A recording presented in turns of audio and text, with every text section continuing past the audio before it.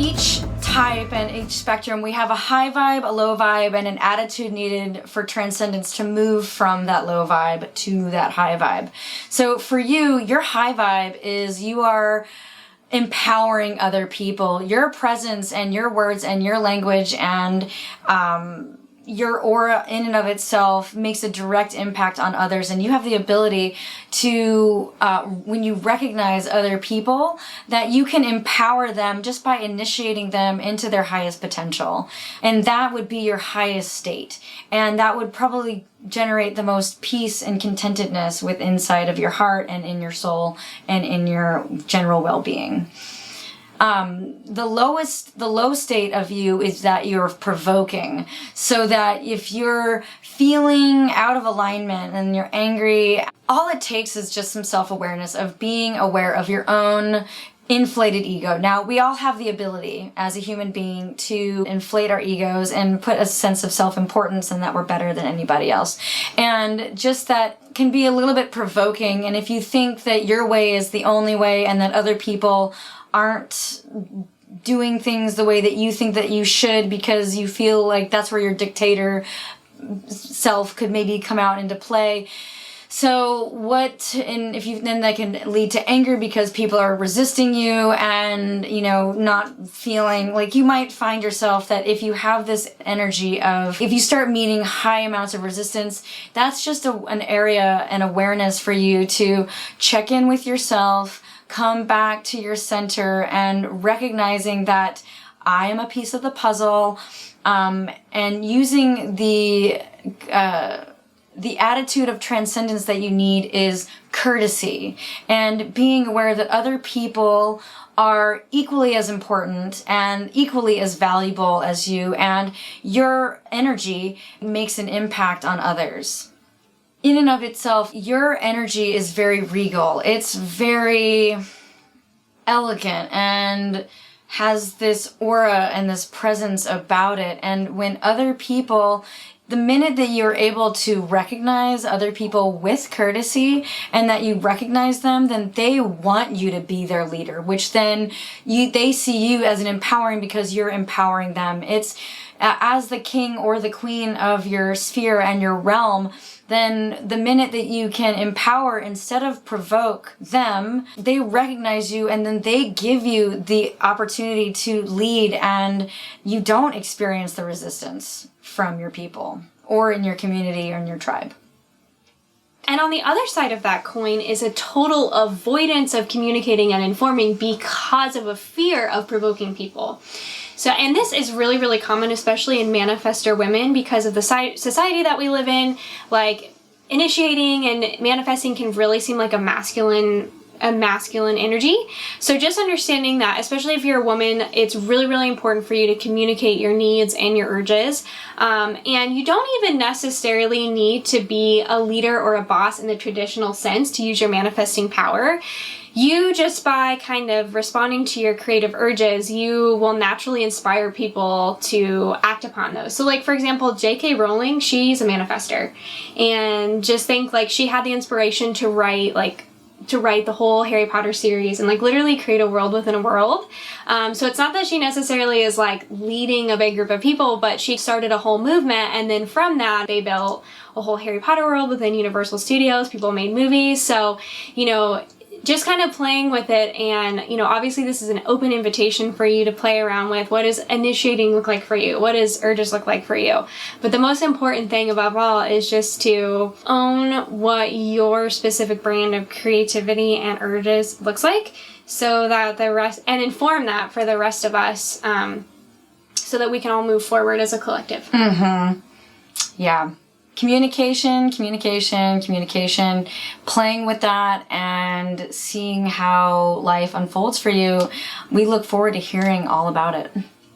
So as a manifestor, you have superpowers and gifts. And one of those first gifts is that you have the ability to inspire others with your words and your language. You get to initiate people into new ways of being within inside themselves, into new ideas, new concepts.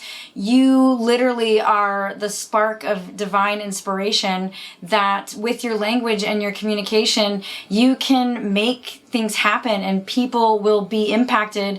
You have the ability to make major changes in the world simply by following your inner inspiration. And being you. And being you. And your second gift is leadership. And now, like we said before, it doesn't always have to be leadership in the traditional sense, although it can be. But just by you doing you and listening to your urge or following your urges, you embody leadership. So again, you don't have to necessarily try to be a leader. By you just being yourself, people will naturally want to follow you. Mm-hmm. And your third superpower and gift is that you are an innate initiator in this world. So you might, depending on how your energy works, you will always feel the urge to initiate other people, other projects. And then sometimes you might feel free to walk away from those projects because other people, the generators, the manifesting generators and the projectors and even the reflectors will come and fill in the gaps from that initial project. And that's something that you started. So life will naturally follow suit from your internal urges and moving the ball forward, moving that snowball down the hill and getting it going. Yeah, and giving yourself full permission to not feel like you have to do all of the heavy lifting, because again, that could dull your power if you're clogging yourself up with all of these tasks that, maybe are better suited for somebody else or somebody else enjoys doing them. So that gives you the freedom to go off and start the next thing. Mm-hmm. So being open to delegating and trusting that as you're divinely guided, so are other people being divinely guided. So all of us different types, we all have superpowers and we have challenges.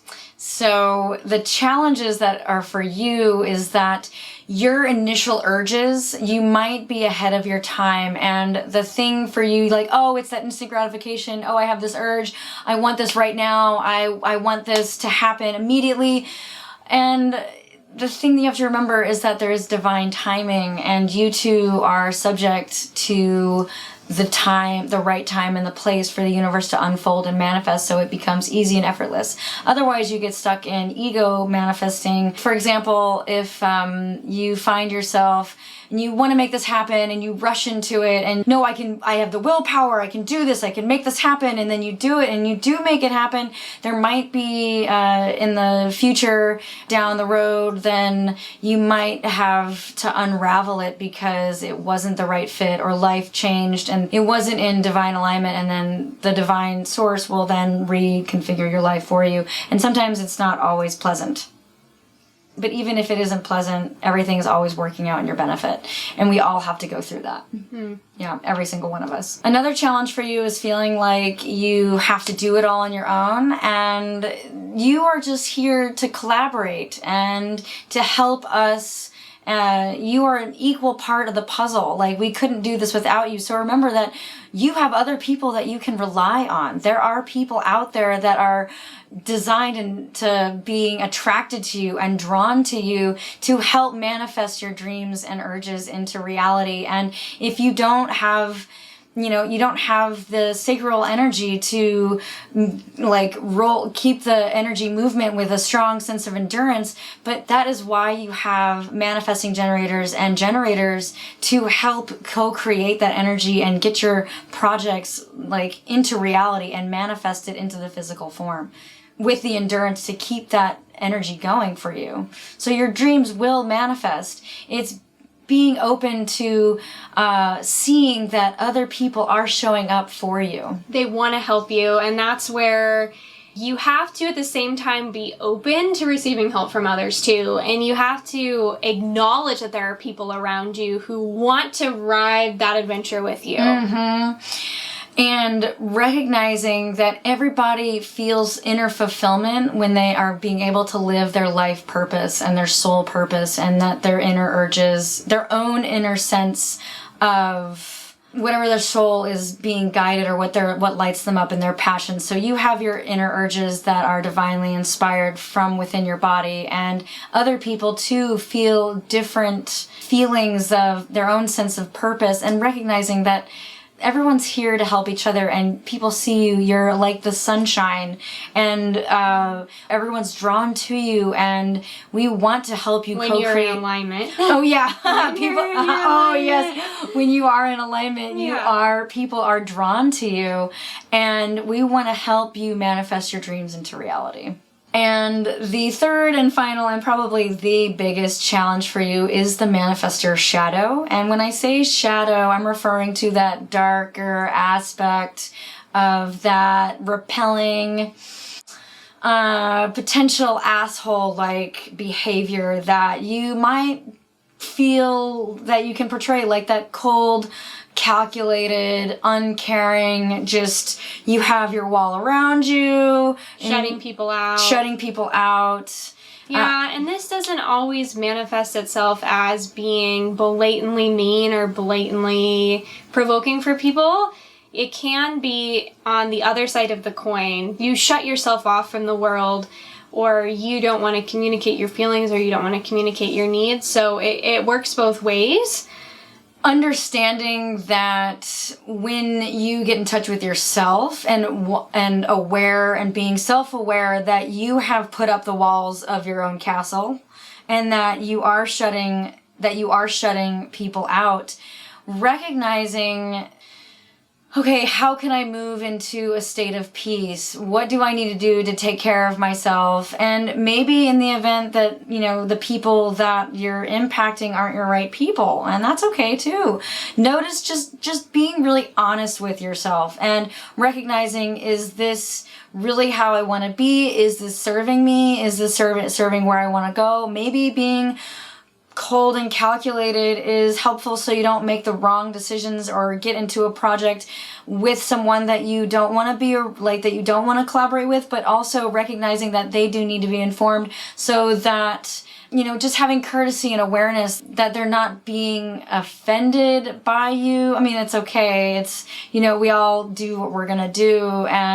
But if it's something that you're looking to improve in your life so that you can have better relationships with people, especially the ones that you love, checking in with yourself, seeing where you can refine what it is that you need, and then communicating your needs to the people that you love, so that it lets down your walls, so that your walls release, and that you can be that prince or princess of peace that we all benefit from. Okay, so one thing to be aware of if you find that you have a manifestor in your life, or maybe you can, if you are a manifestor, you can inform those that are in your life that you're not necessarily fond of being told what to do and taking direction.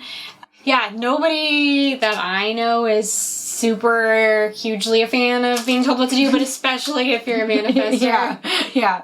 Because you have your inner urges, and your inner urges are very spontaneous, and that's how you know that when you're operating in alignment, and if you're communicating, granted you might, let's say that you find yourself in a relationship with a projector and you're a manifestor, your projector person in your life will feel like they want to guide you, or even your reflector partner will want to guide you and direct and evaluate what you're doing. So in order to feel more at ease with that guidance, just communicating your needs, because essentially they are there to help you refining your energy so it becomes even, because they also see something in you that can be your highest self, and they see your highest potential. So just practicing that self-awareness and that surrender to being open to what other people have to say, and not taking it so personally too if they direct and tell you to do something else.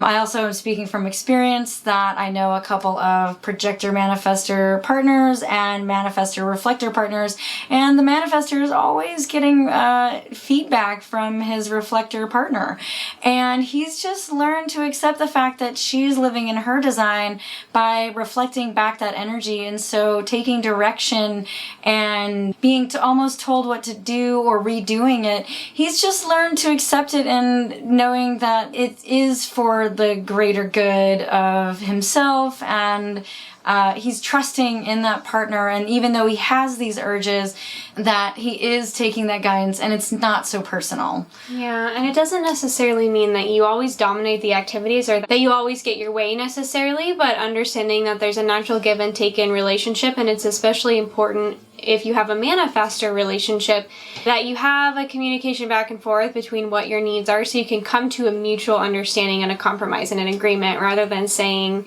you know, we're going to do this today, or I need you to do this, but rather we maybe need to get this task done. How would you like to do that? Or how can we figure out how to do it together? Or how can we figure out a timeline of how to get that done? It's especially important to practice clear communication and owning your own needs and emotions so that you can figure out your boundaries within the relationship and how you can lift each other up, rather than domineering over each other about what you each need. Mm-hmm. Yeah, exactly. Thank you so much for watching this course on Manifestors. I believe that when we take the time to learn about ourselves, then it helps us communicate our needs, which helps all of us, you know, co-create and function together. We will have a forum within this course that you can reach out, tell us your story, ask us any questions, get feedback from each other, because essentially we all learn from each other and in our own human design experiment. So we look forward to seeing you and hearing you over there. Thank you. Thank you.